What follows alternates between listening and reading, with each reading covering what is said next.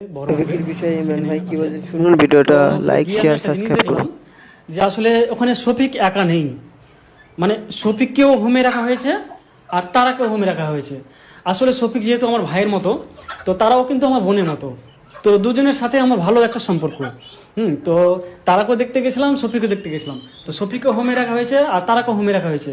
হ্যাঁ, শফিককে হোমে রাখা হয়েছে মোটামুটি এই 3 দিন থেকে, আর তারাকে রাখা হয়েছে 5 দিন থেকে, মানে তারাকে আগে হোমে রাখা হয়েছিল, এটা আমি জানতে পারলাম আর কি। তো বন্ধুরা, তোমাদেরকে জানিয়ে রাখি, তোমরা যারা মনে ভাবছো যে হোমটা কি জিনিস, আসলে যাদের বয়স 18 বছরের নিচে তারাকে হোমে রাখা হয়।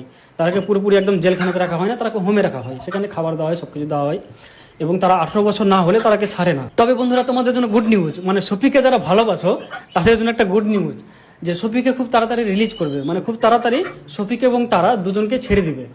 তো আমি চাই শফিক আর তারা আবার এক হয়ে যাক এবং তারা একসাথে থাকুক এবং বাকি জীবনটা তারা একসাথে কাটাক। হ্যাঁ, এটাই আমি চাই। তো বন্ধুরা, তোমরা কি চাও?